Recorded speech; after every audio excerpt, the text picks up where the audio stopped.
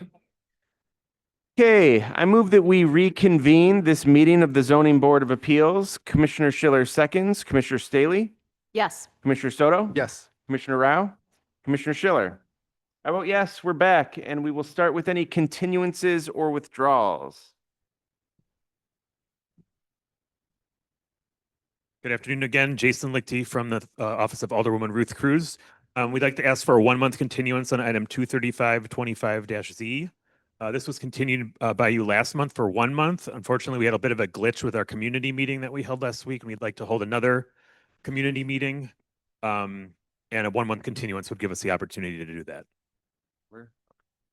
And there's no objection from the applicant Okay. here in the room and also their All attorney. right, calendar number, this is 235, you said? Yes. Okay, calendar number 23525Z will be continued to September 19, the 2 p.m. call, and no further notice will be given. Thank you very much.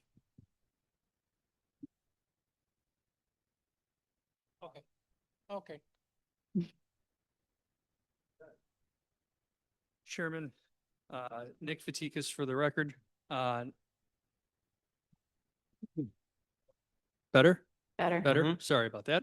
Nick Fatikas for the record on page 13, items 17825S, 17925Z, 18025Z. We did submit ahead of time a request for continuance. The managing member is not available today. The soonest we would ask for is September, but it's the second continuance. We'll follow your direction on dates. Okay.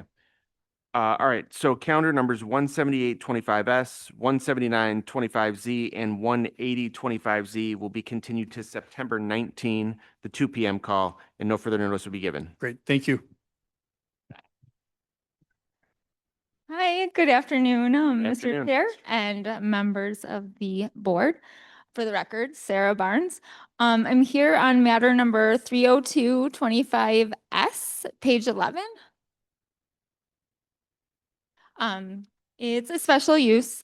And so we did receive a few comments from the Department of Planning and Development during their review. We are working with them to resolve those comments. So we do just need a little bit more time so we can make sure they're fully resolved. Calendar number 30225S will be continued to September 19, the 2 p.m. call, and no further notice will be given. Thank you so much.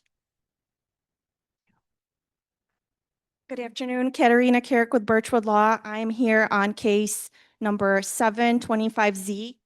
It is on page 13, top of page 13 of the agenda. My client is the applicant Hatim Barma.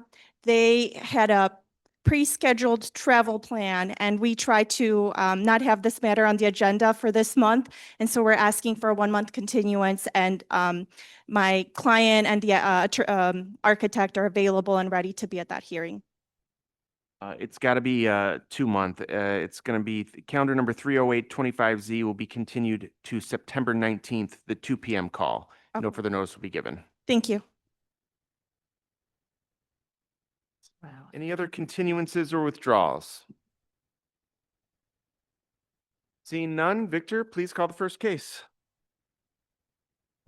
First case going slightly out of order. Case 30725S, 3340 West Mark Avenue.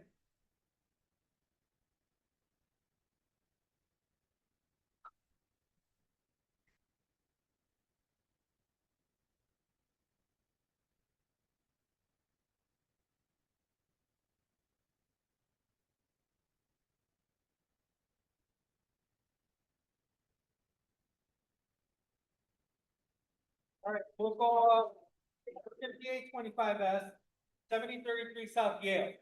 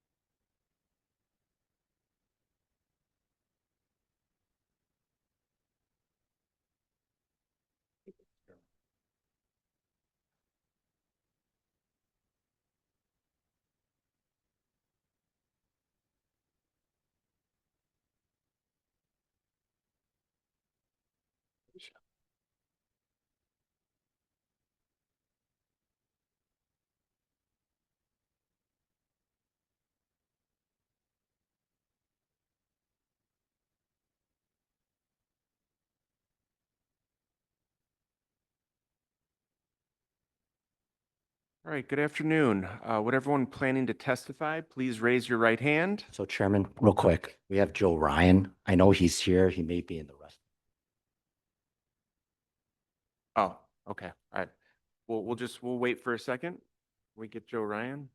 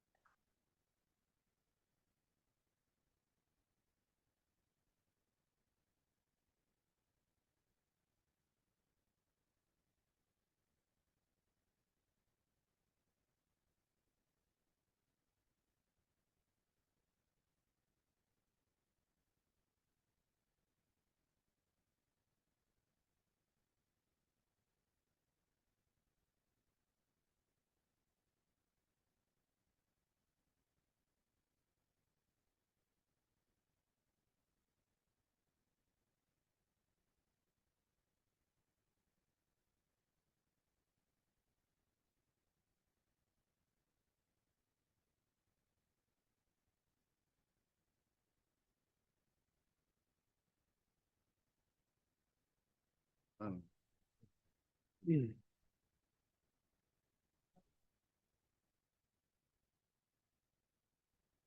he's here. He went to the restroom. He went to the restroom. Yeah. Right, he's here.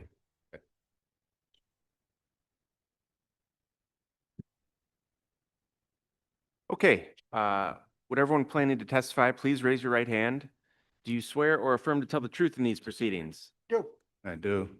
Thank you. Counselor, please give us a brief overview and introduce your witnesses. Sure. Good afternoon, Chairman, members of the board. For the record, my name is Fred Augustin. I'm an attorney with the law office of Sam Banks located at 221 North LaSalle Street. I'm here on behalf of the applicant, Next Steps Recovery Support and Services LLC. Applicant is leasing the property at 7033 South Yale Street. It's currently improved with a 3-story residential building. Applicant seeks to establish a transitional residence within the existing building. That requires a special use. So here with us today is the applicant, Richard Rowe, our appraiser, Joe Ryan. We also have someone who, his name's Sterling Gildress, but he's in support, so he's here to just help support us. With that, Chairman, if you don't mind, if I can make like just a few statements Sure, about the go ahead. transitional residence, and if you're open to it, I could also ask Richard Rowe some questions if you want, or. I think Fine. just give us a Sure. brief overview. We're gonna admit the hearing packet into the Okay. record. So just Chairman, just real quick, couple things. Property is currently vacant. Just to be clear, he's not currently operating a transitional residence there. He's waiting to go through the normal process, special use, obtain a license. Mr. Rowe is well qualified. It's in the packet. He's currently a senior policy advisor at the Illinois Department of Corrections, certified drug and addiction counselor. He's also ran similar types of facilities, Heartland Corporation of Corporate Services, Safe Haven Recovery. In terms of the operation of the transitional residence, it's just going to be males, 18 years older, maximum 13 people. There's going to be one staff member residing there 24 hours. There'll also be additional counselors and staff during the day. Curfew is at 11 o'clock p.m.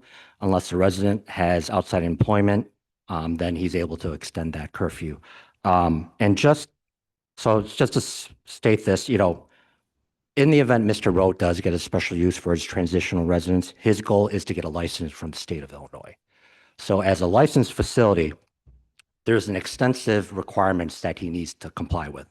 One, an extensive screening process. He can't have any sex offenders.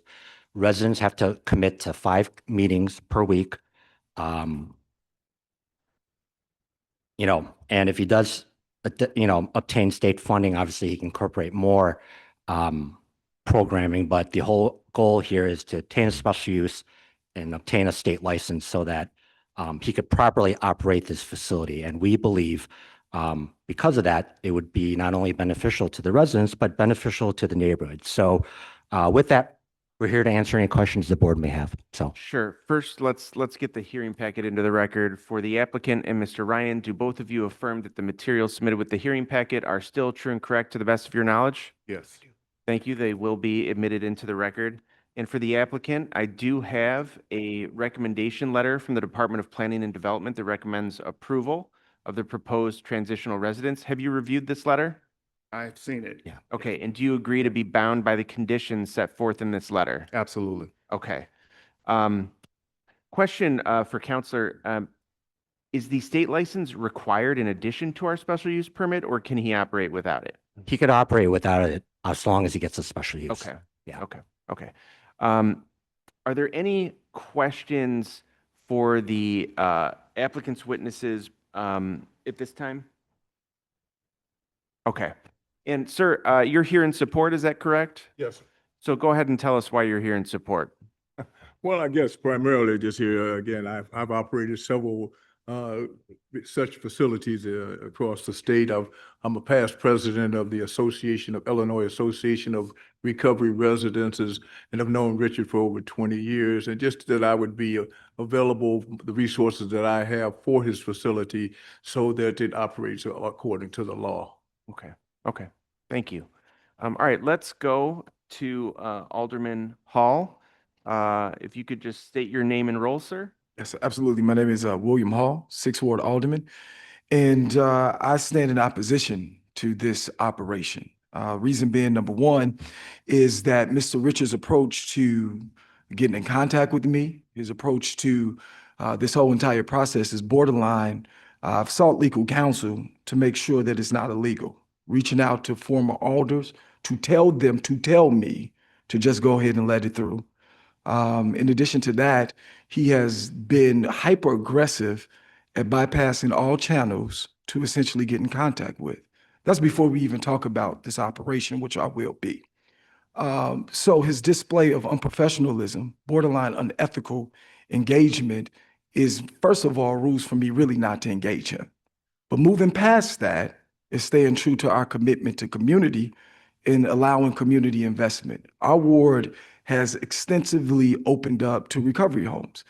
Just in 2 sessions ago, I believe, Henry Sober Living is a classic example of that, in which we hosted him in the community, in which he came, he presented, the community voted. The community voted for him to continue to be there, even though he did not have to go through the process because he was grandfathered in. But for the sake of integrity, he went through the process in which unanimously the community voted to have him to continue to operate. I can go on and on about a couple of examples in which you all have seen my letters of support.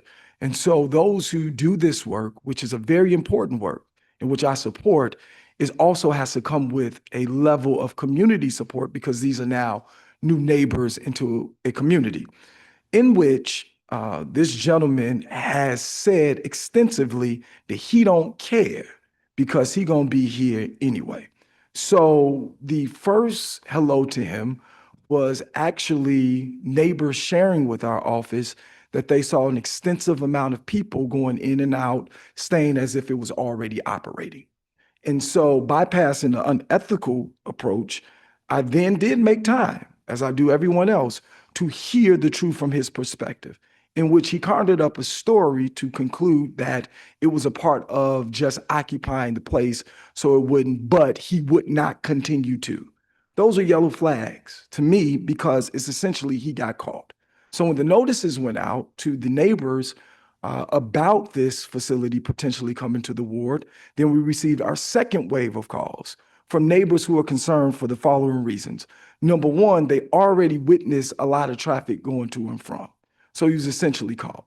Secondly, he did not present to the community a sufficient enough plan of operation, was not honest about what's the vision for the place, so much to the point that I have with me in which we hosted him, in which he showed up to the meeting extensively late. He said when reaching out from our office to see his whereabouts, I'm on my way there. He showed up to the meeting almost an hour late, in which these 11 individuals, in which if necessary, I can call their name and show their addresses, voted not to have this facility. He was very disrespectful to them. His lawyer was there before him, but he did not see the need to answer extensive questions, very combative, and then began to leave the meeting. Hence the reason why there was continuances afterwards, because again, he tried to do his politicking. I extended my level of grace and sense and said that I think it's best that we do have a start over as individuals. But it was not under no circumstances a justification for disrespecting the neighbors who live in this area. The area in which he's proposing to do what we've seen already as a borderline illegal operation has an extensive amount of issues. He has not come to any community meetings specifically to listen and to partner. He's come to badger me for time, in which he's bypassed. In the community meeting in which we had in Inglewood, literally 3 blocks away from his facility for the ward. So we hosted him, in which he was belligerent, didn't show up on time, got into an argument, said he was going to get it anyway, and left. We still had our regular annual meeting. There was an extensive amount of neighbors concerned about the area, its safety, so forth and so on. I understand this process of vetting and all of that. Again, we host these homes in our ward. We welcome them the right way. However, we have seen instances in which those who are being serviced do have moments of mishaps. It draws a lot of attention to the blocks. We had recently one individual, a client, who didn't quite do right, and it drew a lot of police officers, in which the neighbors were concerned. Fast forwarding to the area in which he's proposing, in which in the community ward-wide meeting, an extensive amount of stories were shared about the concerns of safety without his presence, without his dysfunction that he's bringing. So much to the point that an 11-year-old kid was just shot this week, autism, in the area around in which my priority first is to stabilize with the Health to 7 district to make sure that this area is not a runway for what has already been there, which is a bunch of mischief and a bunch of shooting, gang activity, so forth and so on. The police have helped drastically bring this area to a level of calm and stability. Disregarding the neighbors' concerns, telling them that it's going to open regardless doesn't equal someone that wants to continue to keep this part of our ward stabilized. And so to forward a license that in which, or special zoning, I must apologize, to give that green light to someone who was caught functioning, secondly, deliberately ignoring community, threatening that it's going to be done regardless, sending his little friends to essentially tell me what to do, sets a precedent that anybody can do it, which is a complete opposite of what we've established in the last 2 years with these type of services to our community. All I ask is that our standard be respected. All I ask is that you go through so that the neighbors next to this home have a voice and a vested interest in keeping their community safe. So I conclude by essentially saying that, again, I am definitely looking into what interactions were illegal, separate from this meeting. Secondly, to disregard the voices of neighbors and to say it's going to be done anyway. Thirdly, to essentially over and over again say to people that he got to protect his money is not a partner, it's a transaction that will lead to destabilization. I already have an influx of grandfathered homes in this area, which are also problematic, cleaning it up. And what I don't want is these individuals, name, address, in which his paid characters don't even live in the ward. These are they that live. I don't want their voices to be ignored. And the only reason why they can't get here is because 4 of them, I know for a fact, can't even barely leave their home. So their effort to come to this meeting was to show how committed they are to maintaining stability in the ward. All I ask is that these 11 be respected and received so that their voices are not muted, in which his theatrics, in addition to his tactics, suggest that he's willing to do whatever. And so I just simply ask that these 11, in addition to what we've established to make sure that anybody that does this work be maintained, is all that I ask. And again, it's nothing personal, though I will be seeking legal counsel. It's nothing personal to him as a person, which he tried to make it. It's nothing against this work, which we've shown to be good partners. It's all about maintaining a level of stability, a matter of safety and respect to people who've been living on this block for 30, 40 years, and it's all they got left. Thank you, Mr. Chair. Thank Sure. you. If I could, You're absolutely going to get an opportunity to rebut, but I can see that we've got Mr. Blakemore here. Mr. Blakemore, do you intend to speak on this matter? Yes, sir. Okay, let's put 2 minutes on the clock. 2 minutes. I don't know where you got 2 minutes, supposed to be 3 minutes. Okay, go Anyway, ahead. listening to Alter. And I see a word down here, say special use. You're not entitled to this. Special. And for you to ignore the community and bring people into that building, and you said you was trying to keep it safe, but that was illegal. We want places for our returning citizens. And my question, how many council are going to, your staff, how many councils going to be there? And what time will they be allowed to come in? And we don't want a lot of traffic, but the disrespect for the community, you know, and you know, I always play the race card. But I'm sure you could have found some black attorney too. Yes, indeed. And you can communicate with the alderman. We have young, gifted black attorneys. So I watch black people, how they interact with other black people, how arrogant, disrespectful they are to each other.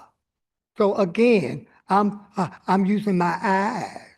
They got many qualified black lawyers, and since you're a black businessman, and most of these people that are coming, returned citizens are black, we got to empower each other, and we got to respect each other. You was very disrespectful to the alderman, not only to the alderman, but to these people that came here, and you felt that you had money and you could get you a lawyer and pay to play and bully the community. This is why it's very, so.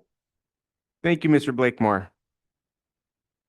Okay, let's go to the applicant for some rebuttal. Yeah. You know, there were some things that I would like you to address. That the alderman said, you know, he mentioned a claim about operating already. He also talked about a meeting where 11 of the neighbors voted no for it. So just talk Yeah, about it. Sure. Yeah. Well, a couple things. First, as I alluded to, he is not operating. Prior to him owning the property, there was a transitional residence, but when Richard bought it, he stopped operating. He does have one person living there though, and that person is there just to manage the property because he just didn't want to keep it vacant. And I get that. So he is not operating. Let's say that. He needs the special use to operate. So, you know, without the special use, he can't operate. So, you know, that statement about, you know, he's going to operate anyway, that's not true. Also, I'd like to point out, I was at the community meeting and the vote was 3-2. 3 against, 2 in support. So we did have support. There are 3 against, but that's, in my opinion, there's 5. There are only 4, are there only 5 people at the meeting? That's the count they did. They did a count 3-2. Okay. 2 in support, 3 against. You'll be heard. Go ahead. And then, you know, if I could have Richard talk, you know, he was late to the meeting. There was an emergency, but if you could address that. Go ahead, Richard. Yeah, I'm sorry. And yeah, I hate to be characterized the way I was characterized. It's the same meeting that the alderman didn't make it to. That was scheduled by the alderman. The people in the meeting were asking about sex offenders. That was what was stated.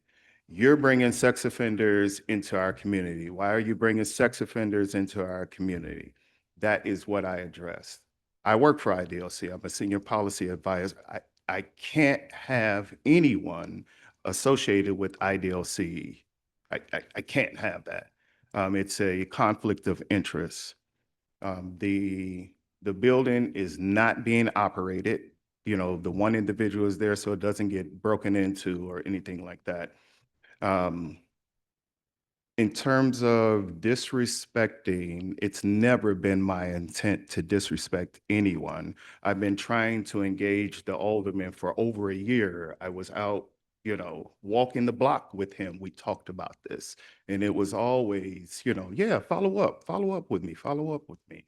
So yes, I did, and I admit this, I do monitor the website, and when there's an open function, I show up to that function just because I wanted his support. So yes, I'm guilty of that. But never once have I tried to, it's never been my intent to disrespect in any kind of way. Mind you, I've began this process with the former alderman who was in support, and we had a community meeting right across the street. There's a church. It was packed, and there was support. Then there was an election. So we were waiting to get before the ZBA, and it's been postponed. It's been almost 3.5 years now. Now we're here. There was a comment about other recovery homes in the neighborhood. Yes, your nephew, or no, your uncle, Henry Sober Living. Yes. And so it's the same thing, but two different criteria. I can't work with people that are from IDOC. He can't. So there is no competition, no competition whatsoever. There has never been not one police incident since the building has been there, since I've owned it, and it's been there for over 15 plus years, operating as something. I always wanted to have it licensed. So that's why I've been doing my due diligence and being patient to come and do this process. So. And for Mhm. you, have you operated a transitional residence before? I have. I Okay. have. Tell us about Yeah. that. So in my vision or just the work itself? What you've done in the past, tell us about your experience with operating Yeah. transitional residences. So one, I worked for a Safe Haven Foundation, and this was my mentor. And I'm a licensed substance abuse counselor. So what I did was do the treatment, the assessments, make the referrals. And in terms of the recovery residences itself, what we did was maintain the program by ensuring that that the meetings were met. There's a requirement of 5 meetings per week. The recovery meeting, there's a community meeting, and there is 2 self-help groups, and there's a recovery education and life skills group. Just maintaining those. I have facilitated each of those groups. And I've also did the same thing for where I ran for Heartland Alliance. I ran 5 different programs, and it was upwards of 200 individuals, dispersed through the 5 programs. And I was responsible for the oversight of these programs. And how long have you been doing that work? Approximately 18 years now. Yeah. I know Alderman Hall has something else to say, but Mhm. before we go to that, are there any questions from the board right now? Go ahead. Is there anything that has prevented you from applying for the state license already? It's the special use, and that's, Nice. so when I purchased the building, they were already operating. They have been operating for whatever amount of years. I didn't want to operate as a sober living environment. Knowing what I know, I'm involved in our continuum of care. I'm the chair of the COC, Continuum of Care. Knowing what I know, it's better to operate it as a licensed facility. There's more resources that you can bring to the community as opposed to just a sober living environment, where the individuals would have to pay their own program fee. But there's much more resources. There's so much more that I could bring to the community as a licensed facility. And if I just wanted to operate it, that's what it was. now that it comes to me, in the community, there was someone who asked, what if you don't get a license? And then I said that, I don't know, I would have to think about, going forward, whatever I'm going to do, but I'm going to maintain the building. I will keep the building. So that's what it was. I was there and that's what I said. It wasn't whatever it was characterized. Yeah. Thank you for the question. I have a question as well. Sure. So, there's various special uses that we as a board adjudicate. And transitional housing is a very unique one because it is very much embedded within a residential community. And as Alderman Hall and every alderman, they are the representatives of the community, or the community members, residents within their ward. Are you committed to working with the aldermen on improving this relationship if a special use would be granted? Because it's Absolutely. And that's what I've been trying to do ever since the alderman took office. I've been trying to engage the alderman. That's what that was. It could have been perceived anyway, but that's what I've been doing, trying to see if we could collaborate and if there was some synergy. I'm a member of the ward. I'm a member of Inglewood, for I don't know how many years, over 20-something years. So I believe in this, and I actually supported the alderman and still support. I want us to work together. That is what I want, to work together, to bring other resources. I applaud the things that the alderman do, that he does in the ward. It's just hard, and the alderman can attest to this. It's been hard engaging his office. They've had some stops and starts and, whatever that has been in terms of establishing their presence, but the things that he does in the ward, I fully respect. I participate in many of these things. But my hope is, to answer your question, I would like to work with the alderman and others just to bring things to Inglewood that it much needs. Thank you. With regard to the other transitional shelters that you've run, were those also in the city of Chicago? Yes, the north side of city Okay. of And Chicago. did those also require a special use permit? Yes. Okay. Yes. And has a special use permit for any of the transitional residences that you've ever operated, have they ever been suspended or revoked? Never, ever, no incidences. And we're saying transitional residence. We're speaking of a recovery home. Right, yeah, It's I the guess special use. Yeah. it's It's the special, yes. the Okay. term of art, really, for the special use. But I do see what it's for. Yeah. But to answer your question, no, never, ever. Okay. Okay, any other questions from the board? Yeah, go ahead. North side, was that with Heartland? Yes, ma'am. At what locations?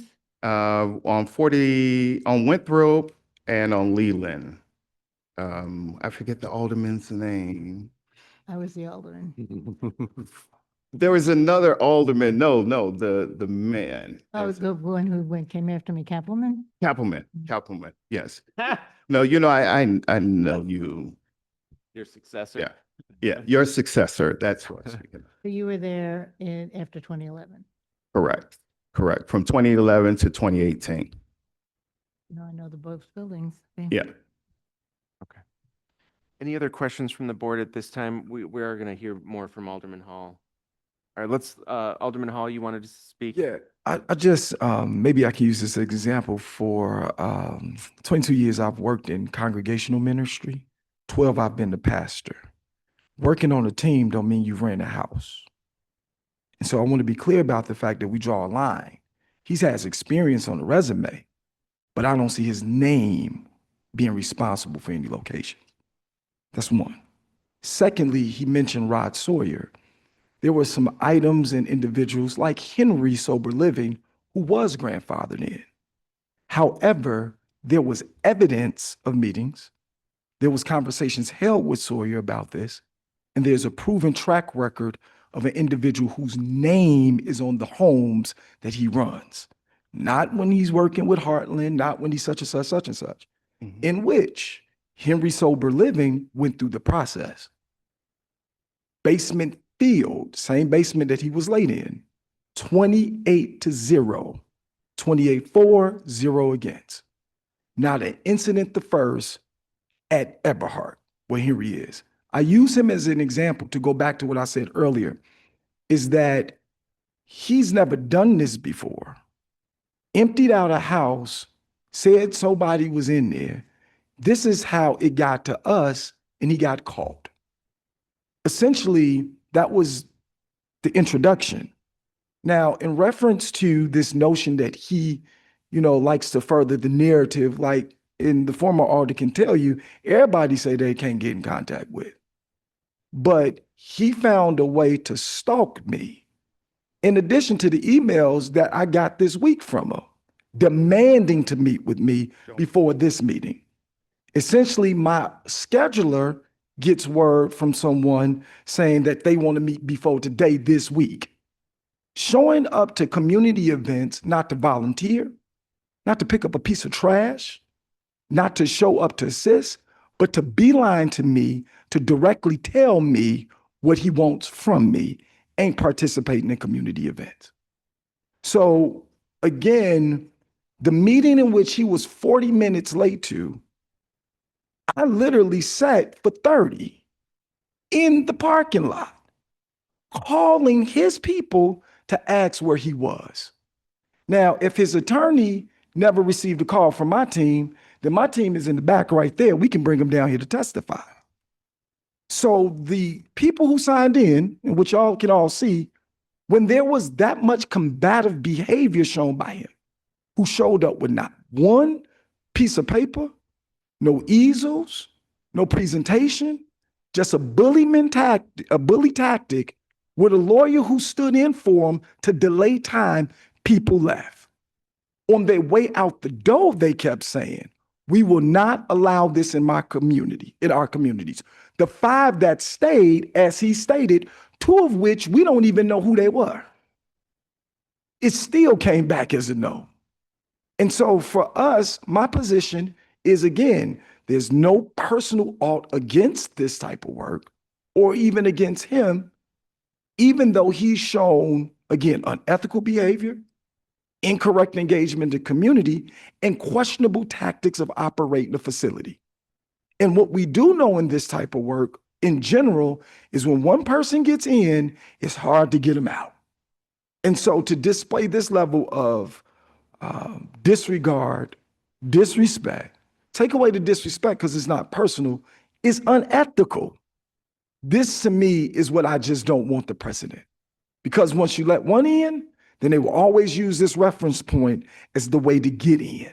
And so for me, the continuances, all of that was to try to get me to mush up to his foolishness, in which I'm not going to participate in. And again, he never addressed all the people he sent to come to talk to me, to tell me what I should do for him. Should is a very enslaving word, meaning that I must adhere to what they suggest I need to do. Now, again, I respect his resume. No one's questioning the work that he's done while working for other people. But on his resume is not one building, one address that he's led.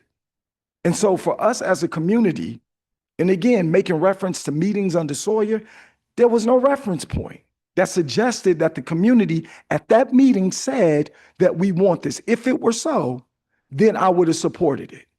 But there was no evidence of it. Conversations were not held with me and the previous alder about this. And when we did it, the ethical community, same way universally, the community said no, and his behavior showed that all he wants, as he's told me in private, is to get this so he can save his money. It's a transaction. It's shown as transactional engagement. And I just think that the senior citizens on this paper deserve better than a transaction. And so for us as a community, this part of the ward in which he claims to be also active, wasn't present when this 11-year-old kid got shot, wasn't present when the issue took place on 67th Street, when there was another shooting at the gas station, wasn't present for the ward meeting, which was in Inglewood, wasn't present for the job fair that we did at Inglewood, wasn't present for, I can keep going on all these Inglewood events that we've done calendar this year. But what I can say is the event that he showed up to on Sunday, in which it was the only thing I need to talk to you, followed by the emails that he sent this week. So again, for us, it ain't no bias. It's no helping those who need whatever chance they need in life. But I'm not going to allow somebody like him or anybody to come with an unethical approach with no proven track records and bullying past community with people who don't even serve in the community. So this is all I ask, is that in addition to, we're going to definitely open up again an investigation. Why were all of these people coming to and from the home? It went from, oh, is someone living there, to are we meeting there, to are we trying to figure it out there, to ain't nobody gonna be there. Just lies on lies on lies. If you're lying coming in, you're gonna have to lie to stay. And I'm not covering up nobody's lies so he can make money doing whatever he does. Thank you, Mr. Chair. Mr. Chair, I have to. I have to. Go I ahead. have to. The alderman said that I said to him that I need this so I can make money. You and I never had a conversation like that, you know, so I don't know where that is coming from. I just hate to be characterized in a way. But I would like, if possible, to have my former executive director speak to my character. Go ahead. Okay, thank you very much. First of all, I'd like to say to the gentleman on the end, substance abuse is not a black or white issue. Substance abuse is an issue that affects everyone, and we can't let race get into that. Just to address your point, sir. But I would like to say, I was the executive director for A Safe Haven, which is the largest recovery home provider in the state of Illinois, and at one time, probably in the nation. When I came on board with Safe Haven in 1990, they had some 5 facilities housing some 900 individuals without any funding. Because of our success, funding was given to recovery homes, and they have expanded when I left, that they house some 2,500 individuals that they do today. And during that time, Richard worked directly under me I was, again, the executive director, and licensure did not come into place until the mid-90s, so there was grandfathering in for recovery homes. But when licensure started, Safe Haven was one of the first to get a license, and I was involved in the process. And my name is not on any of the documents because I didn't own the place. I don't own Safe Haven. I was an employee. The name of the owner is on the licensure. The license all say Brian Rowland because he is the owner, but every facility was licensed through my efforts. And I have been before this committee and this board in this process many, many times. And Richard has been in the startup of many facilities. Every facility that I saw, he's been a program manager for 3 different facilities, which started up from rehab buildings that we rehabbed in the community, primarily in the south side, but also primarily on the north side of Chicago, but also in Inglewood, 76 Kingston. And I often say too, I said, and also I have to say, I grew up in Inglewood. I'm a product of Inglewood. I love Inglewood. And we're not talking about helping people from someplace else. We're talking about being a solution. We're not talking about bringing people in to shoot at kids. We're not talking about bringing in people to use drugs. We're talking about helping people in the community who use drugs to help them to stop. Our program, what we provide is a solution. That is why we've been licensed. That's why we have funding. That's why we have been recognized as being a model that works. Recovery is the model for people with substance abuse now, no longer treatment. And so what we do is something that works. And we need to talk about the solution, keep our personal things out of this thing and work to help people. People's lives are at stake, and people are dying every day in Inglewood. Every day of my life since I've been there, that's what's happened. And what we're trying to bring is a solution. 13 beds is going to make a very small drop in the bucket. Other facilities are much larger, Safe Haven and all that. But it's the small places in the community to make the difference. The neighbors don't know what's happening because they haven't experienced it. But it needs to be given a chance. 13 beds in a place that operated for 20 years unlicensed. He does not need a license to operate due to Fair Housing Act. He can put anybody into that house, that building he wants because of the American Fair Housing Act. But he's trying to do it legitimately and provide a service so that people can get better. We're not trying to go against the community. We're trying to be an asset. That's all. Oh, no, hold up. Are there any questions from the board? Okay. Any closing remarks from council? Just, again, Chairman, I was at the community meeting. He was not 40 minutes late. I could probably attest to that. Again, we're held to the standards of special use, and I believe our packet, our testimony fulfills all the requirements for the special use. So I'm just going to leave it as that. All right. Thank you. With that, we are going to take this matter under advisement. I want to thank everyone for their time. We're taking it under advisement. Thank you. Thank you.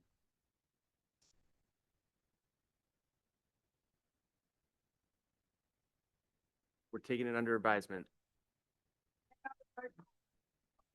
No, we can't accept that.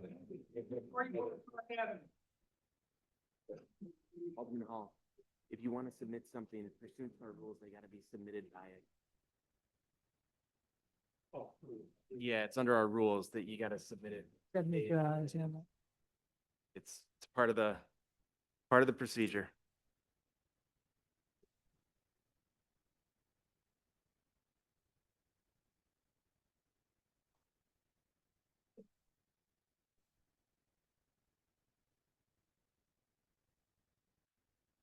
Hey, Victor, which case is this? Great question.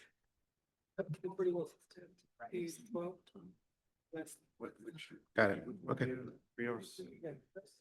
It's 12. Okay. Victor. She's here. We're here. Okay, would everyone planning to testify, please raise your right hand.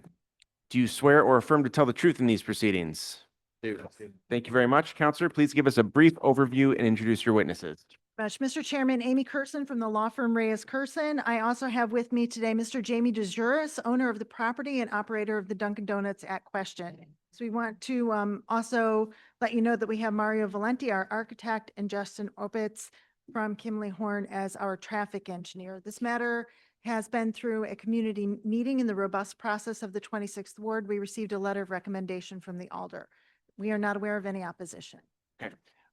For the witnesses, do all of you affirm that the materials submitted with the hearing packet are still true and correct to the best of your knowledge? I do. Thank you. They'll be admitted into the record. Which one of you is the applicant? You, sir? Okay, great. Have you had a chance to read the Department of Planning and Development's recommendation letter? Yes, I did. And do you agree to be bound by the conditions set forth in that letter? Thank you. Are there any questions from the board? So my question is about the drive-in. How close is that to the residential area? The start of it is right up against the alley. Uh-huh. There's a public alley. Where's the microphone? Yeah, the mic. Sure. Mario Valentini, MRV Architects. And yes, the start of the drive-through is up against the public alley. So then there's a 16-foot alley to the north of that. The speaker, though, which is usually a contention Yeah, for 12 sound, there. doesn't happen until after you've made the turn and is at least halfway south of that property line. Is the building in a way between, is the building actually, if it goes, Yeah, what, it's on this side of the building? correct, Oh, where is it? it's in the, well, just off the top right corner, but the speaker faces south. So the speaker faces towards the North Avenue or Kimball Streets. Okay, not towards the alley. Correct. Is there any, will there be fencing or anything on There- the there- alley that? will Absolutely, diminish- yeah. We'll have board-on-board fencing to prevent as much of the noise as possible. Thank you. Any other questions from the board? We'll take this matter under advisement. Thank you. Thank you. Oh, sorry. Oh, could we get her microphone? Could you state your name and role, please? Hi, this is Alexis Meiser de Leon. I'm Director of Policy and Zoning for Alderperson Fuentes in the 26th Ward. The alderperson did submit a letter of support, so I'm here on her behalf to represent that support. I would maybe read or summarize some of the comments of the letter, but it seems like our review has culminated for now. I imagine you want to move on to the agenda, but the alderperson's always available if anyone has questions. Thank you. We appreciate you coming out. With that, we'll take this matter under advisement. Case 28625S 7024 West Alma.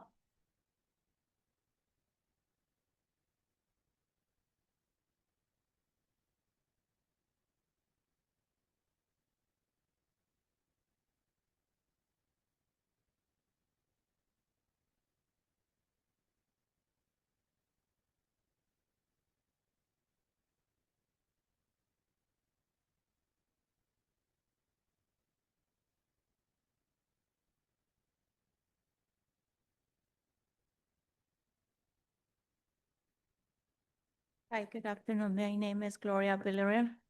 I was trying, oh, Okay. sorry. All right. Are you the applicant? Yes, Could you state your name for the record, please? my name? Yeah. Yes, Gloria Villarreal. Okay. And raise your right hand. Do you swear or affirm to tell the truth in these proceedings? Yeah. Thank you. Sir, what's your role here? I'm the selling partner. Oh, the silent partner. Okay. You'll, then you'll remain silent.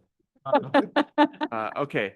So you're here to open up a hair salon, is that correct? Yes, And we do have the hearing packet. Do you affirm that the materials submitted with the hearing packet are still true and correct to the best of your knowledge? yes.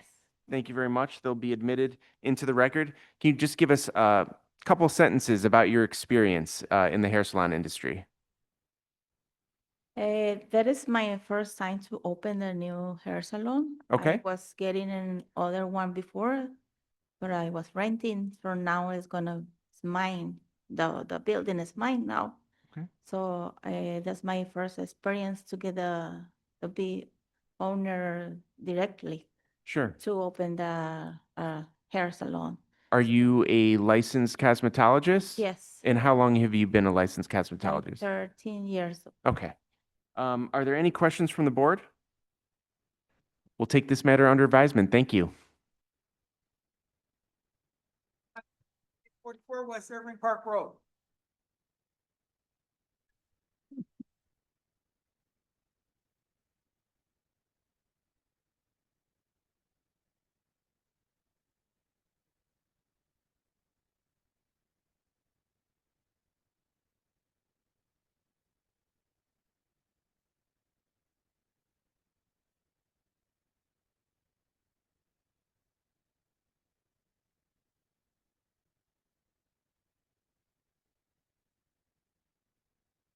Good afternoon. Could you state your name for the record Naira Morales?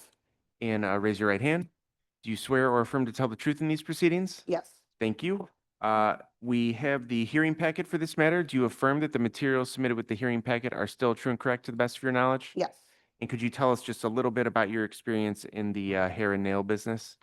So I do makeup and I worked for 2 other salons, successful salons, and that is where I got my idea to open up my own salon. So I do just regular makeup, not permanent, and being in the industry, I mean, I like to make women feel good, so this is like something that I really wanted to do. So I like one-stop shops, so hair, nails, makeup, Do it all. everything there. Okay. Are there any questions from the board? Yeah, just one. Are you planning on employing any employees at this site? Yes. Okay. And they'll all have their necessary licenses and everything? Okay, thank you. Okay, with that, we'll take this matter under advisement. Thank you. Thank you. 5S 4202 North Milwaukee.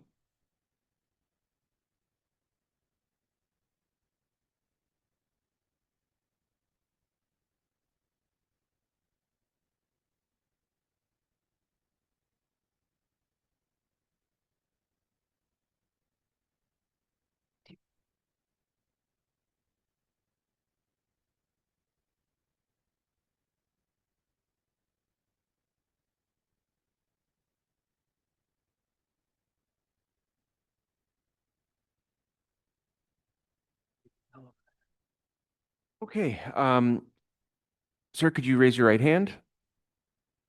Oh, are you going to interpret?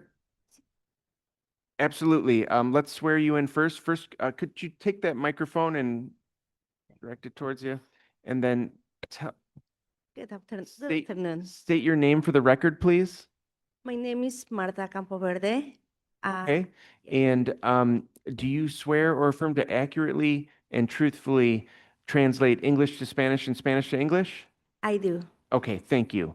Okay, now for the applicant, sir, could you state your name for the record?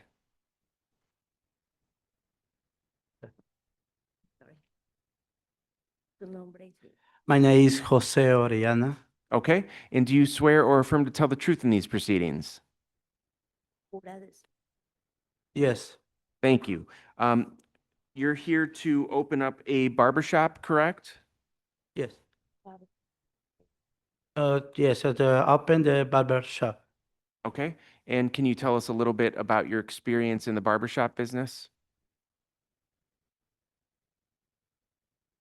Okay, it's a different and different the barber shop. The for 15 years the experience. This is the time you know, had the family. Yeah, I just separated yes 50 years for different barber. I Let just, me just stop you for a second. So you've been in the business for 15 years? yeah, the experience. Okay, The experience is my first the barber shop. your Yeah. first barber shop, Yeah, the but you first. have 15 years worth of experience? Yeah, the Could you experience. translate to make sure he understands? Y la experiencia. ¿Y cuántos años tiene de experiencia? ¿Puedo explicar yo? Sí, explique usted. Sí.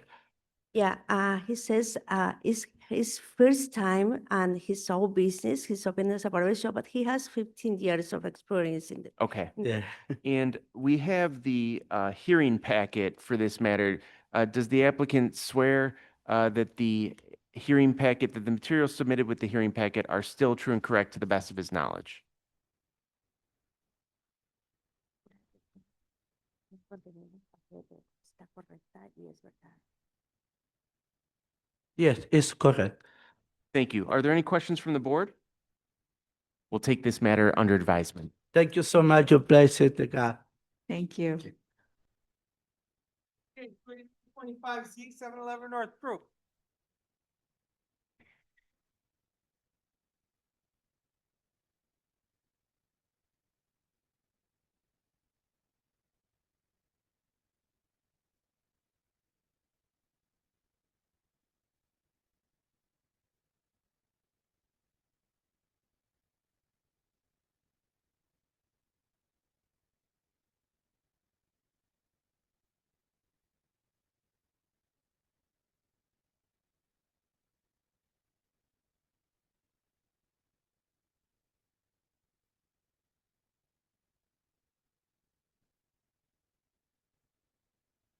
All right, good afternoon. Could both of you raise your right hand? Do you swear or affirm to tell the truth in these proceedings? Yes. Yes. Thank you very much. Sir, could you state your name for the record, please? How we doing? My name is Leroyce Hawkins. Okay, and you are here for a variation, correct? Yes, sir. Reducing the rear setback from 28 feet to 26.88 feet? Yes, sir. Okay, and that's for a rear raised deck, correct? Yes. And either one of you can answer this. Is the hardship here the fact that the lot's only got 100-foot depth? That's one of the hardships. The other hardship is that the house itself was built over 5 feet above grade. So the new deck replacing the old deck is about the same height. And that's why it's in violation of that height. Got it. Got it. Are there any questions from the board? Thanks.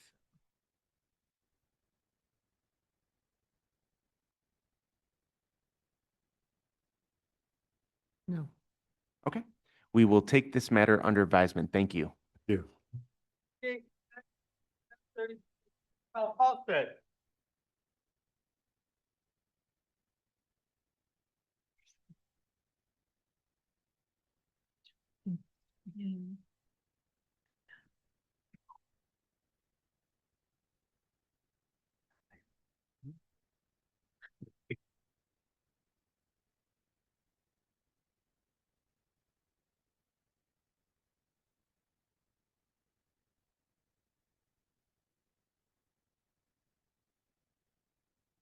Good afternoon.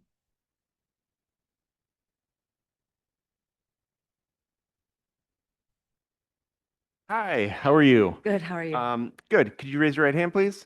Do you swear or affirm to tell the truth in these proceedings? Yes. Thank you very much. Could you tell us your name for the record? Sydney Flommer? Okay, and you are here for a body art tattoo establishment, is that correct? Yes. All right, could you tell us a little bit about your experience in the business? Yeah, I've been in the tattoo industry for 12 years. I've run other businesses for out-of-state owners and things like that. But yeah, tattooing for 12. Okay, and we've got the hearing packet here. Do you affirm that the materials submitted with the hearing packet are still true and correct to the best of your knowledge? Yes. Thank you. They'll be admitted into the record. And have you had a chance to see the Department of Plan Development's recommendation? Yes, And do you agree to be bound by the conditions set forth in this letter? I do. Excellent. Are there any questions from the board? We'll take this matter under advisement. Thank you.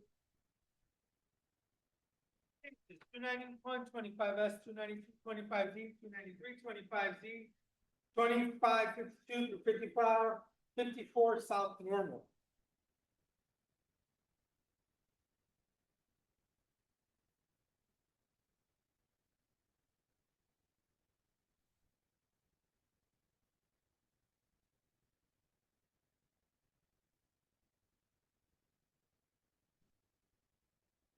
All right, would everyone planning to testify, please raise your right hand.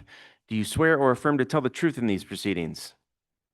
Thank you. Counselor, please give us a brief overview and introduce your witnesses. Good afternoon, Mr. Chairman. John and Thomas Pekarsky for the petitioner. The petitioner is Henry Tam, who we've had the pleasure of representing probably for 30 years.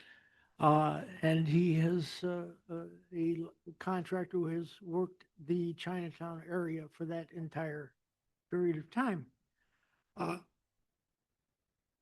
We are here concerning the property at 2552-54 North Normal.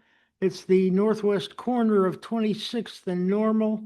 It has 13,685 square feet.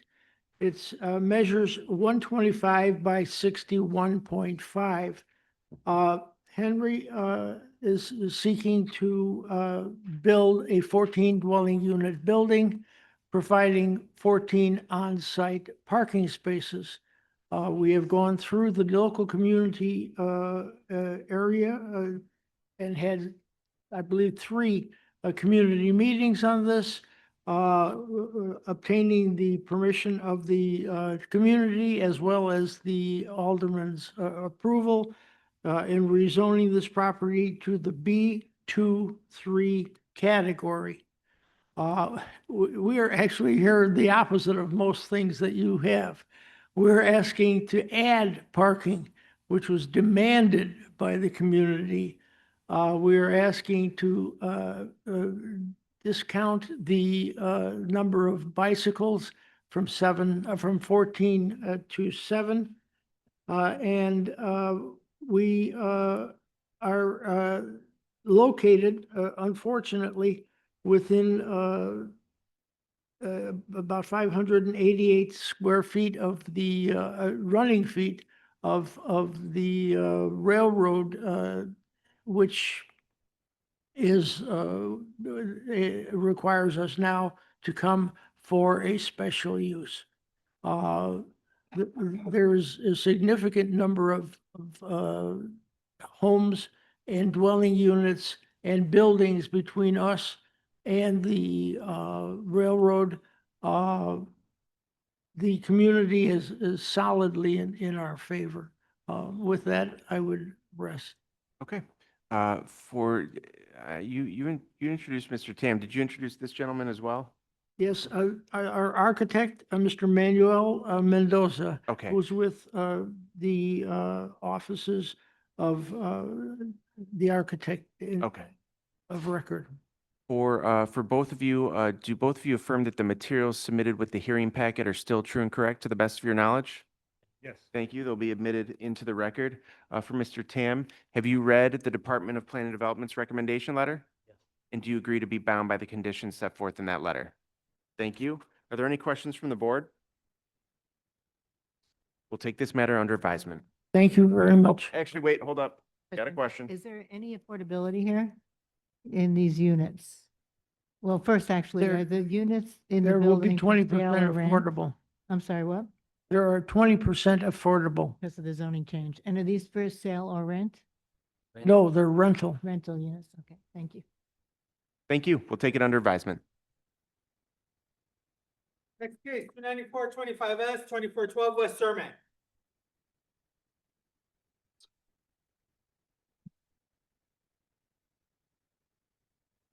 Okay.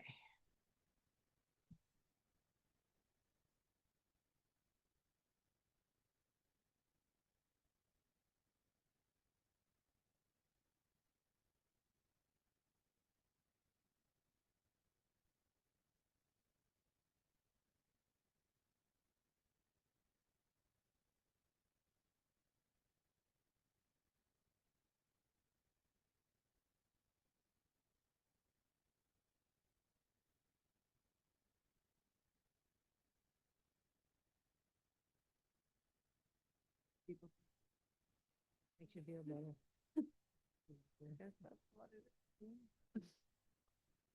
Good afternoon. Could you raise your right hand? Do you swear or affirm to tell the truth in these proceedings?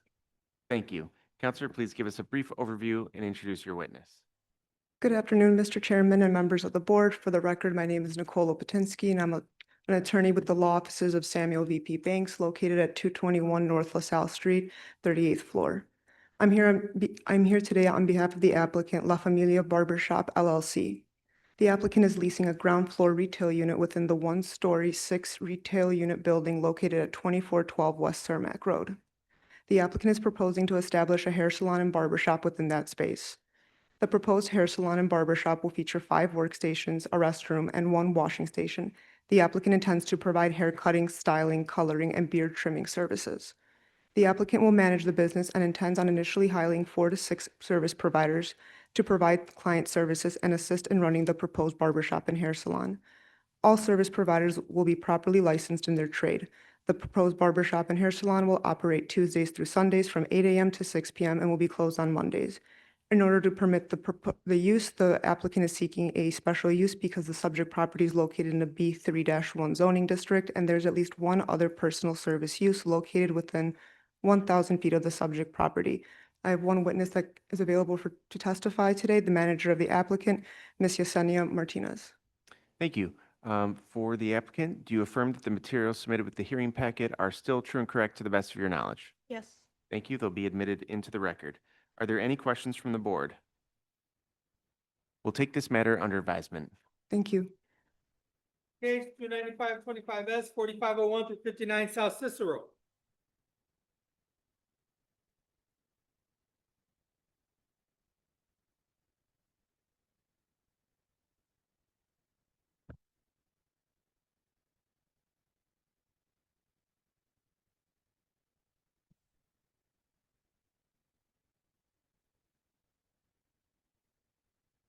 Okay, would everyone planning to testify, please raise your right hand? Do you swear or affirm to tell the truth in these proceedings? I do. Thank you. Counselor, please give us a brief overview and introduce your witnesses. Yes, again, Chairman Fred Augustin for the record. I'm here on behalf of the applicant. Applicant owns the property at 4501 to 59 South Cicero. Currently improved with an existing hotel. Just to lay it out, hotel has 3 structures. The 2 southern structures, they're not being touched. They're remaining. It's the north building that fronts on Cicero and 45th Street that's kind of vacant and disrepair. So the plan is to rehab that property. Part of the rehab calls for 2 enclosed stairways. Since this is a special use in the B district, the enclosed stairways are expanding the existing special use. So hence, we're before this board for another special use. So in a nutshell, that's the project.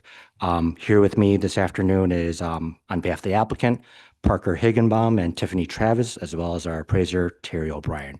We're here to answer any questions the board may have. So, Do all of you affirm that the materials submitted with the hearing packet are still true and correct to the best of your knowledge? Yes. Thank you. They'll be admitted into the record. For the applicant, have you had a chance to review the Department of Plan Development's recommendation letter?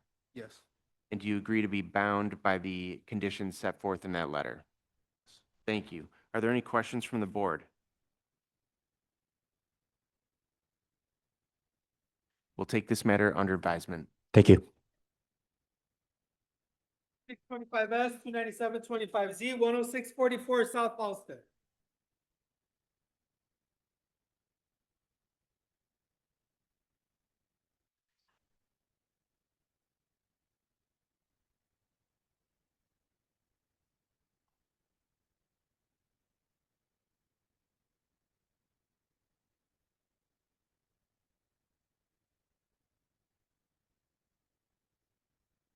Okay, would everyone planning to testify, please raise your right hand?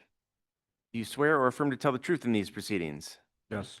Thank you. Counselor, please give us a brief overview and introduce your witnesses. Thank you, Chairman. For the record, Nick Fatikas from the law offices of Sam Banks. I'm here on behalf of the applicant Joliet Food and Mini Mart Incorporated. The applicant owns and operates a gas station and accessory retail store at the subject property located again at 10644 South Halsted Street. The existing station and convenience store were permitted after the applicant obtained special use and variation approvals from this board back in 21. And those calendar numbers were 321S and 30121Z. At that time, the approved site plan relied on 2 driveways on the lot's Halsted Street's frontage. There was no vehicle use of 107th. And based on, frankly, the first 2 years of operating the station, the applicant's proposing to reorganize the driveways that serve the property. The gas station pumps, the convenience store, everything stays the same. The change is that the driveway nearest the hard intersection is going to be closed, and it's going to be replaced with a new driveway on 107th. Otherwise, the site stays exactly as it is. We do need, though, a special use because we're modifying the prior special use and then a variation for the same lot area issue that was approved in 21. No other changes. We have our full team here to testify. If you have any questions, happy to answer them now. Okay. Did you introduce? all Yeah, I witnesses? did not. I'm sorry, I skipped ahead. So we have Ahmed Mohsen, the applicant and operator. We have our project architect, Damian Babkitz, and our traffic engineer, Mr. Steve Cochran. I would also point out for the record, Chair, that we did submit MAI report by Mr. Toby Sorensen. Toby advised us that he was not available. We're not anticipating an issue, so we're comfortable relying on the written report. Okay. For all of you, do you affirm that the materials submitted with the hearing packet are still true and correct to the best of your knowledge? Yes. Thank you. They'll be admitted into the record. For the applicant, have you reviewed the Department of Plan Development's recommendation letter? Yes. And do you agree to be bound by the terms set forth in that letter? Yes. Thank you. Are there any questions from the board? We'll take this matter under advisement. Thank you. Thank you. Chairman. Case 9825S, 1134 South California.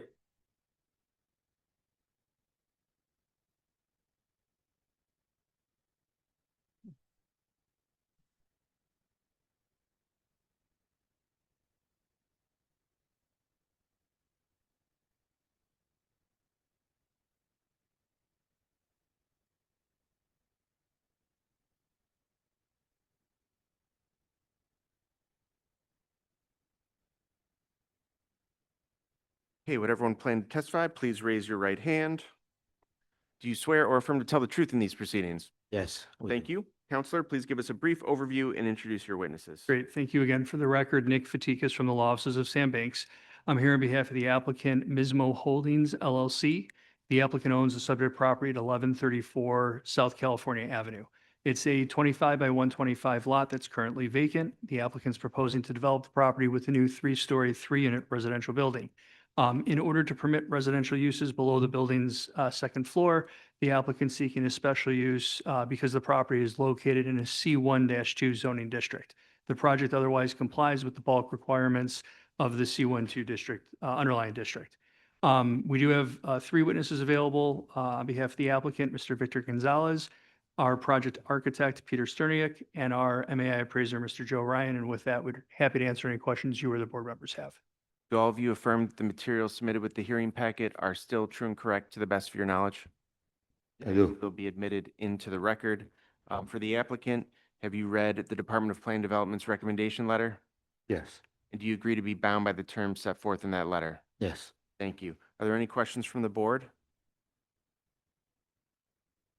We'll take this matter under advisement. Thank you. Thank you. Cases 25925Z, 325Z, 5728 North Rogers.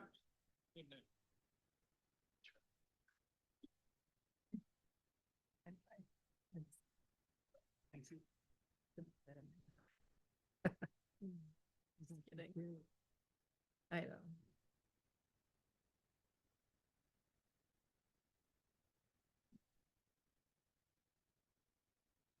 Okay, would everyone planning to testify, please raise your right hand. Do you swear or affirm to tell the truth in these proceedings? Thank you. Counselor, please Good give us a afternoon, Mr. brief Chairman. overview and introduce your witnesses. Members of the board. The overview of the property is zoned RS1. Lot area is 107.31 deep by 50 feet wide. The request are variations to the FAR from 0.5 to 0.52 and for side yard variations. The hardship here is the depth of the lot as well as the way the building is laid out on the lot. It's almost lot line to lot line on Rogers. So to expand, you're going with an R1 district, pretty much up on the existing floors of walls. Our architect is here today, Mr. Ramon Contreras, for any questions. Property owner to Win. Ms. Win, you bought this property. It's an older house. Is that correct? Yes. And you need. Yes. And you need more room. Is that correct? Yes. And you've shared these plans with your neighbors. In fact, they signed a petition saying that they're all in favor of this. They really like your design. Is that Yes. correct? Yes. No further questions. Okay. Now, for both of you, do you affirm that the materials submitted with the hearing packet are still true and correct to the best of your knowledge? All right, they'll be admitted into the record. Are there any questions from the board? We'll take this matter under advisement. Thank you very much. Stop, Kimball.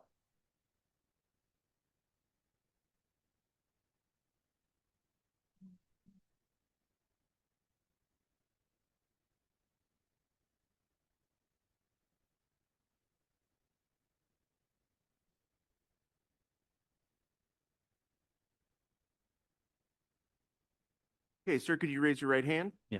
Do you swear or affirm to tell the truth in these proceedings? Yes. Thank you. Counselor, please give us a brief overview and introduce your witness. Thank you. My name for the record is Thomas S. Moore. And to my right is Mr. Denny's Schur. And he is the principal of a window and door company that currently is operating in another location, but is needs more room. And he was able to purchase this property, which has been abandoned for many years. It's kind of an eyesore. And he's going to put the necessary money into it to renovate it. But it has an old chain link with barbed wire on top of it, fence around it, and people cut through the fence.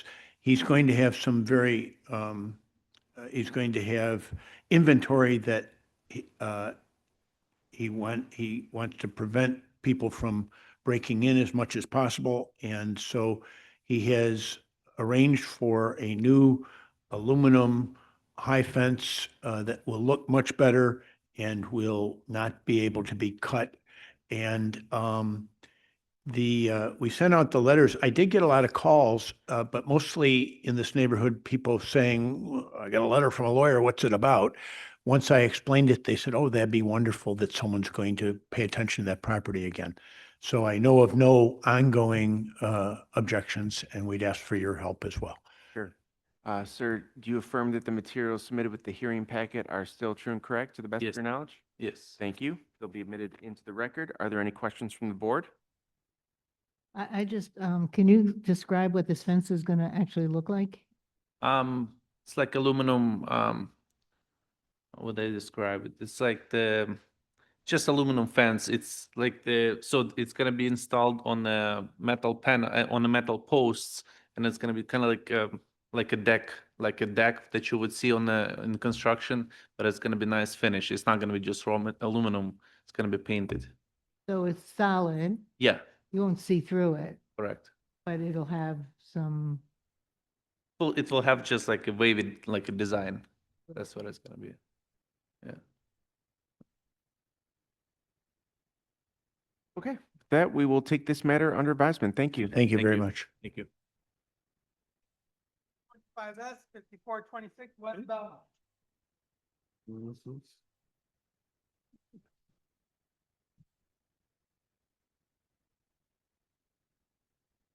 I didn't see it.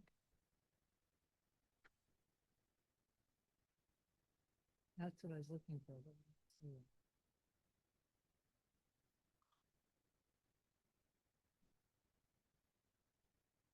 Yeah, that's what I was wondering, but yeah.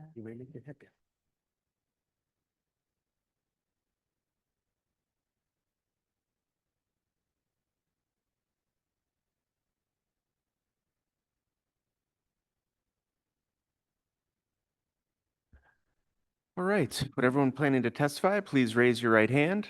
Do you swear or affirm to tell the truth in these proceedings? Yes. Thank you. Counselor, please give us a brief overview and introduce your witnesses. Thank you, Mr. Chairman. Good afternoon, and members of the board. For the record, my name is Peter Nicastro of the law firm Dale A. Piper here in Chicago. Together with my colleague Katie Jenke Dale, I represent the applicant in this matter, PNC Bank. I'm joined this afternoon by Mr. Keith Kreiner, immediately to my right, the representative of the applicant, Mr. Robert Brooks of RS&H, the project architect, and Brendan May of KLOA, the project traffic consultant. The applicant seeks special use approval to establish a financial services facility with drive-through facilities for a new bank. The subject property is currently improved with a surface parking lot and is located directly across West Belmont Avenue from the applicant's existing bank facilities at 5455 West Belmont. The property is zoned B31 Commercial Shopping District and has a net site area of approximately 18,800 square feet. The proposed PNC Bank building will be a one-story commercial building located in the center of the site fronting Belmont Avenue. The drive-through facilities will be located on the north and west sides of the building. Proposed bank will be served by 13 angled parking spaces located on the east side of the building. The proposed drive-through would provide drive-up access to the branch's ATM, after-hours depository, and VAT tube system. It is anticipated that the bank will operate during the same hours as does the current location at 5455 Belmont from 9 a.m. to 6 p.m. Monday through Friday and from 9 a.m. to 1 p.m. on Saturdays. The applicant is, of course, an established provider of retail banking in the city of Chicago, where PNC currently operates more than 30 retail branch locations. As noted, the proposed development is located directly across Belmont Avenue from an existing PNC location that is a staple of retail banking in the neighborhood. The proposed development will improve PNC's retail bank offerings at this location by providing an upgraded branch and modernized drive-through facilities. The drive-through facility is a key advantage given vehicular traffic along West Belmont. And in addition, the new location will activate a property that is currently simply a vacant and aging parking lot. Throughout the process, PNC has engaged Alderwoman Cruz's office, and we're grateful that her office has submitted a letter of support for this application. Thank you. Thank you. Do all of you affirm that the materials submitted with the hearing packet are still true and correct to the best of your knowledge? Yes. Yes. Great, they'll be admitted into the record. For the applicant, that's you? Which one's the applicant? Oh, you're the applicant. Okay. Have you had a chance to read the Department of Planning and Development's recommendation letter? I have. And do you agree to be bound by the conditions set forth in that letter? I do. Thank you. Are there any questions from the board? We'll take this matter under advisement. Thanks. Thank you. Next case, 425S, 8810 South Stony Island. Yeah.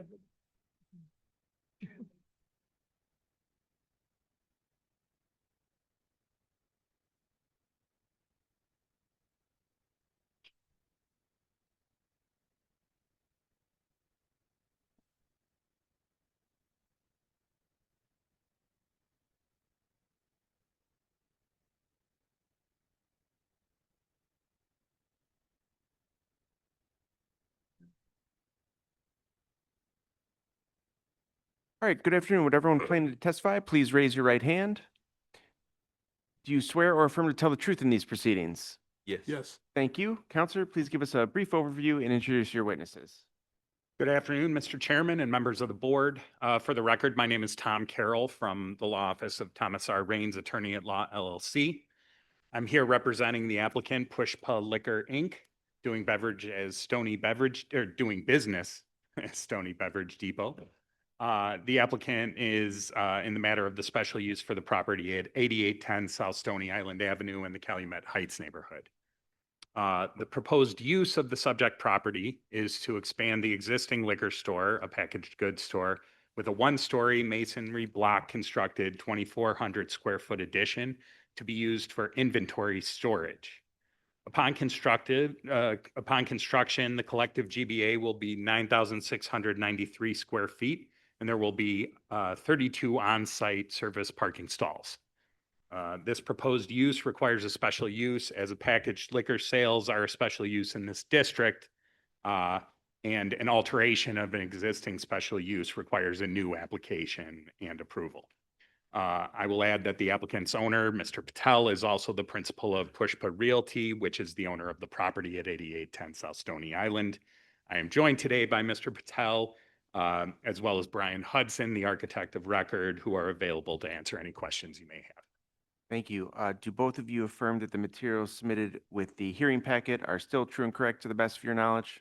Yes. Thank you. They'll be admitted into the record. For the applicant, have you had a chance to read the Department of Plan Development's recommendation letter? Yes. And do you agree to be bound by the terms set forth in that letter? Yes, I. Thank you. I see we've got Mr. Blakemore. Did you want to speak on this one? Object, All right, we'll put To 2 minutes this- on the board. Go ahead. okay. For this particular business, for the reason is that liquor life in a predominant black ward. Patel, that name is an Indian, and the only person that you have is your architect. I can ask questions and I can make statements. You don't have to answer them. Why did you come to this all-black ward to set up a liquor store? What do you bring to this area of Stony Island? How many black people work at your liquor store? And I am totally against it. Totally. Who, you got your architect, who's gonna build this warehouse? How many workers do you have there? It's just how you all come into I can make statements. You don't have to agree with me. Come to the black hood to make your money. So what do you bring to this black area? Just what skills and what how does it benefit us? Besides selling your liquor, and you got only one man, he's not even the builder, he's just the architect. Will black people be working there? So that's why it's very important for me to come to these meetings. The black community, they need to clone me. Why did you choose to open your business in a totally black area? Thank you very much. Are there any questions from the board? We'll take this matter under advisement. Thank you. Thank you. Thank you. Case 5Z, 1118 West 19th Street.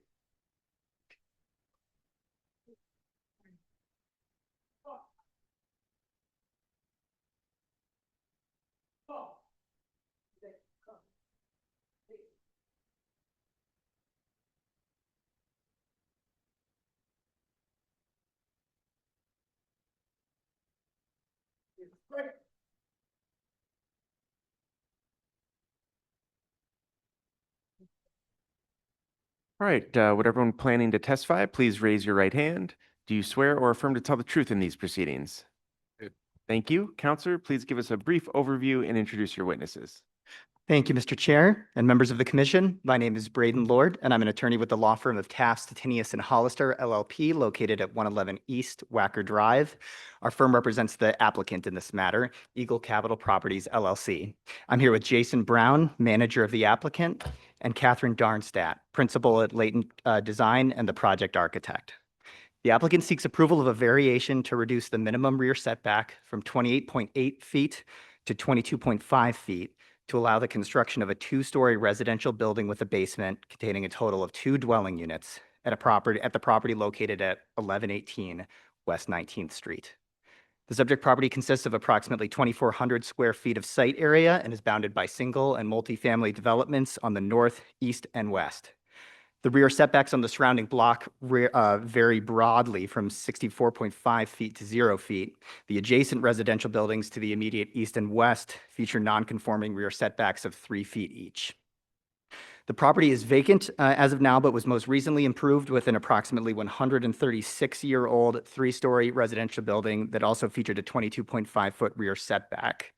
The site features a substandard lot depth of 96 feet and lacks a rear alley or other means of rear access.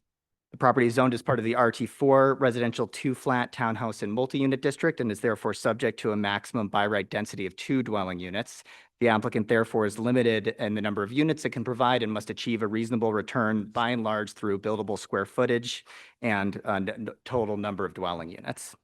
The requested variation is necessary due to the property's substandard lot depth, lack of an alley to provide rear access, the existing building's prior footprint, which could not be changed without costly backfilling, compacting, and re-excavation, and the non-conforming setbacks on the adjacent properties. Denial of this variation would result in the loss of approximately 1/3 of the proposed bedrooms and 10% of the interior floor area, which would render the development economically infeasible. The proposed development will maintain housing supply at a transit-rich and vibrant location and replace a deteriorating building with a modern structure that will preserve a rear setback that is compatible with the building's neighbors. Our testimony is further set forth in our public hearing packet. We respectfully request your favorable recommendation and welcome any questions. Thank you. Thank you. For the witnesses, do both of you affirm that the materials submitted with the hearing packet are still true and correct to the best of your knowledge? Yes. Thank you. They'll be admitted into the record. Are there any questions from the board? Is this for you? Who's the owner? Is this for you or is this for sale? It'll be for sale. Any other questions from the board? We'll take this matter under advisement. Thank you. Thank you.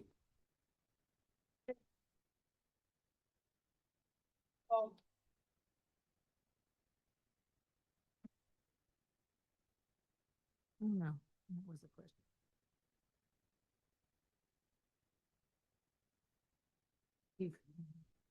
It's crazy.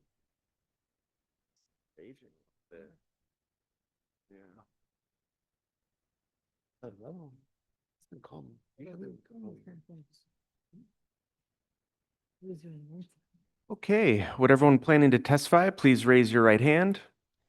Do you swear or affirm to tell the truth in these proceedings? Thank you. Counselor, please give us a brief overview and introduce your witnesses. Much. Katerina Carrick, attorney for the applicant. I'm with Birchwood Law. Here with me, I have the applicant, Miss Lilia Escobar, who is one of the property owners of the property at 2717 South Spalding. We also have her son, who is our interpreter, Manuel Escobar. And we have their architect, John Manavis with Scalaplus Inc. Okay, and the project? Thank you. The property in question is located at 2717 South Spalding. It is in an RS3 residential zoning district, and it consists of a 3-story, 3-floor building with a detached garage. The applicant is the owner of the property. At the time of purchase, the applicant believed that the property was a legal 3-unit flat. Upon some research, they discovered that they needed to get some variances in order to make the property comply with code, and also in order to make the property into a legal 2-unit and have it comply with code. So the proposed plan will include converting the ground floor unit into a type A accessible unit and duplexing the second and third floor into one unit, thereby establishing a legal two-flat configuration. The improvements are, again, to an existing three-story, three-unit building. And upon the reconfiguration and approval of the setbacks, the building will comply with code. Some of the setbacks we are seeking are to make sure that the existing conditions are conforming. So we are seeking variations to reduce the minimum required front setback from 8 feet to 1.4 feet, and to reduce the north side setback from 2 to 0 feet, and have the combined side setback reduced from 5 feet to 3.17 feet, to reduce the rear setback from 37.5 feet to 3.4 feet. Again, this is. And all of these conditions existed at the time of purchase? That is correct. So there is some work being done to the garage to expand it, to acknowledge the existing condition, expand it to some degree. But right now, the front setback, the reduction for the front setback is to acknowledge an existing staircase that had been properly permitted, and for some reason, they never required a variance at the time of permitting for that. Okay, okay. Do all of you affirm that the materials submitted with the hearing packet are still true and correct to the best of your knowledge? Thank you. They'll be admitted into the record. Are there any questions from the board? We will take this matter under advisement. Thank you. Thank you.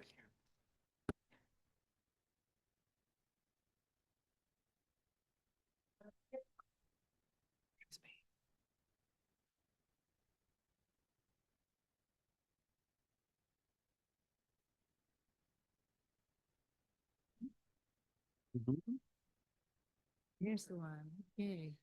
What?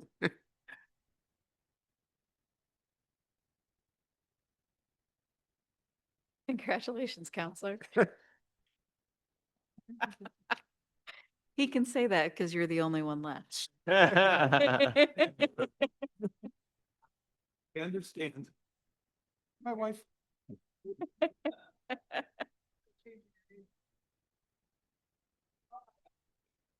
I did.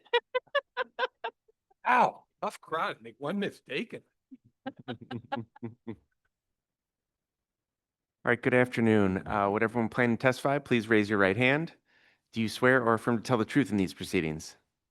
Thank you. Counselor, please give us a brief overview and introduce your witnesses. We're applying for a special use for hair service. It's a unique service for braiding. I'm here with the daughter, Gigi Samare, and Nanon Diagana, and we're requesting an application for a special use for that hair service person. What I'd ask you to do, Mr. Chairman, is to swear Gigi in, because her mother does speak French, but she's a little nervous because you guys are very mean, and she might want to, and she might not understand the question. So their daughter's here to translate if necessary. Okay, so you're here to translate? Yes, Okay, and the language is French? she speaks French. We speak like 4 different languages. but Okay, French which is one do you like- want to use today? I already know what she wants to say. No, we can't do it that way. English. English, okay. Okay, all right, English. so, Sorry. Lene, you've been doing your hair braiding for approximately 24 years, is that correct? 25, I'm sorry. And your hours of operation, should this special use be granted, would be Monday through Saturday from what time? Yeah, Monday to Saturday. And from what time to what time? 9 to 6. 9 to 6. No further questions. okay. Do you affirm that the materials submitted with the hearing packet are still true and correct to the best of your knowledge? Thank you. They'll be admitted into the record. Are there any questions from the board? We will take this matter under advisement. Thank you. Thank you very much. Thank you. I mean, when? He's like, "We're procedure." Actually, I do have a question. What are the other, I have one question. What are the other languages that you, so French, English?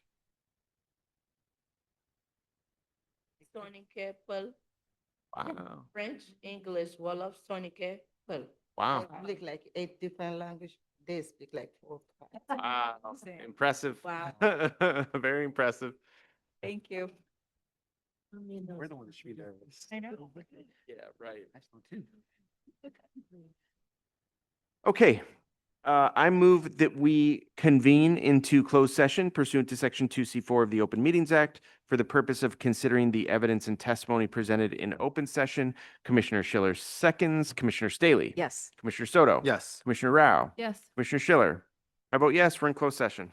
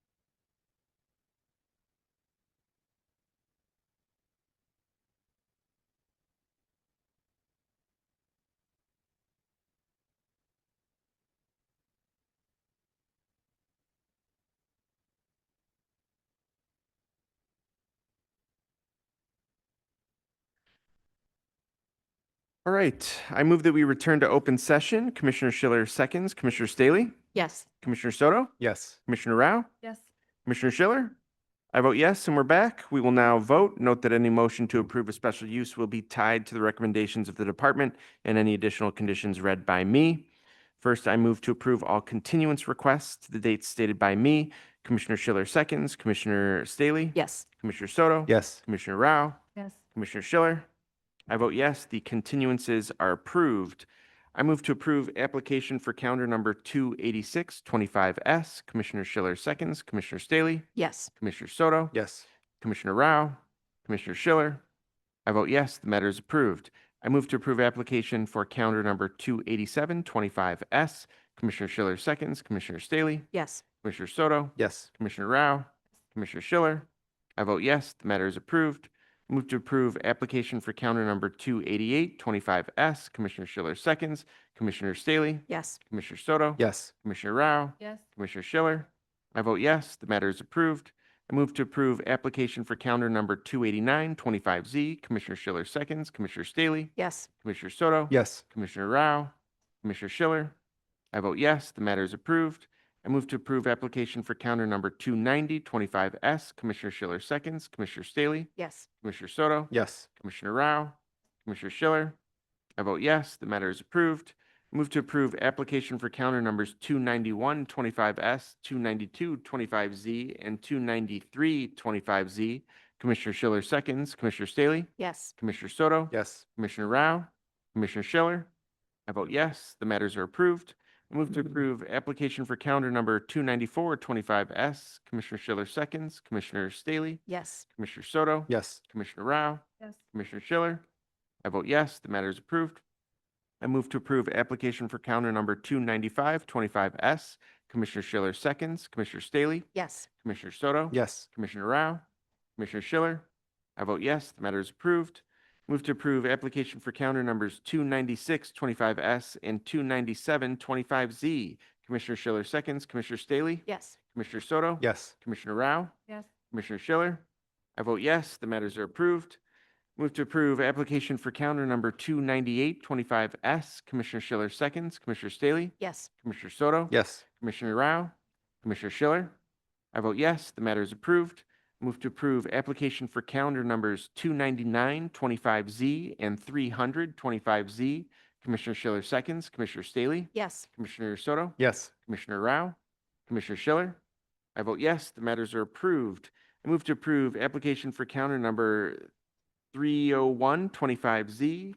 Commissioner Schiller seconds, Commissioner Staley, Yes. Commissioner Soto, Yes. Commissioner Rao, Yes. Commissioner Schiller. I vote yes, the matter is approved. Move to approve application for counter number 30325S. Commissioner Schiller seconds, Commissioner Staley, Yes. Commissioner Soto, Yes. Commissioner Rao, Yes. Commissioner Schiller. I vote yes, the matter is approved. I move to approve application for counter number 30425S. Commissioner Schiller seconds, Commissioner Staley, Yes. Commissioner Soto, Yes. Commissioner Rao, Yes. Commissioner Schiller. I vote yes, the matter is approved. I move to approve application for counter number 30525Z. Commissioner Schiller seconds, Commissioner Staley, Yes. Commissioner Soto, Yes. Commissioner Rao, Commissioner Schiller. I vote yes, the matter is approved. Move to approve application for counter number 30627Z. Commissioner Schiller seconds, Commissioner Staley, Yes. Commissioner Soto, Yes. Commissioner Rao, Yes. Commissioner Schiller. I vote yes, the matter is approved. I move to approve application for counter number 30725S. Commissioner Schiller seconds, Commissioner Staley, Yes. Commissioner Soto, Yes.